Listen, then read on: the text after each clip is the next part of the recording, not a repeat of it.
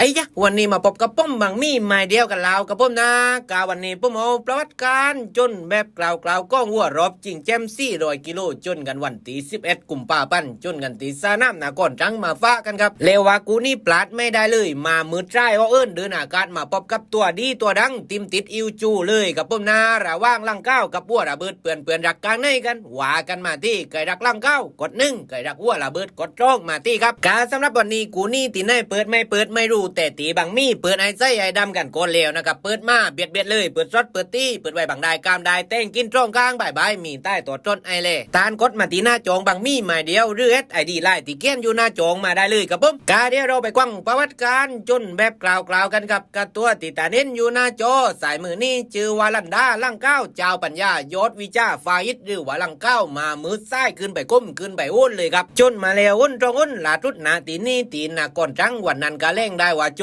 ควมได้ช่วยโจควมได้ติดตาทุดเลยครับผมลังเก้าตัวนี้จนปลาเป็ดจนเรื่อยไหลยัดจนอยู่บนป่าวัวตุ้งไปนามาลังปลาเป็ดอ้อเอิ้นเดินอากาศเลยครับผมนะกดมัดกวัดเหลียวเนี่ยวตุดขึ้นน้อยขึ้นกุ้มตีช่วยขึ้นที่เอวลันโตกลางนักจาลาดเลี่ยมดีป่าวัวป่าตัวดีมาจนเป็นจนไหลยัดเลยครับเล่งได้หวานนาเล่น่าติดตามกับมามือตัวนี้การสำหรับตัวนี้นะครับไก่ยายก้าวกุมเล่นวัวกับบางมีไม้เดียวนะครับมีโลโก้ไส้บางได้ตัวได้มีใต้ตัวต้นไอเล่ตานกดมาที่หน้าจองบางมีไม้เดียวได้เลยหรือ SID ไล่ที่เกี้ยนอยู่หน้าจองมาได้เลยครับผมเลวาเรียงก้มมุนิปุ่มมีให้ตุกกูตุกซาน้ำเลยตานไม่ต้องปลำไม่ต้องเดี๋ยวปุ่มมาเองตีปุ่มจัดจีนแน่นอนการเราไปแลกกันตีทางด้านกูจนกันมั่งนะครับตัวติตาเน้นอยู่หน้าจอกว่ามือนี่ชื่อวานินมรกตจ้ามหรือว่าวัวระเบิดตัวนี้กับตัวดีตัวดังติมติดอิวจูเลยครับผมนะจนมาแล้วตรงจ้ามนลาดุดนาตีนี่ตีนาก่อนจังวันนั้นกันนะมาดีมากับนินมรกตจ้ามตัวนี้จนปลาเป็ดจนกรอบเกลืองเลยครับป่าวัวป่าตัวดี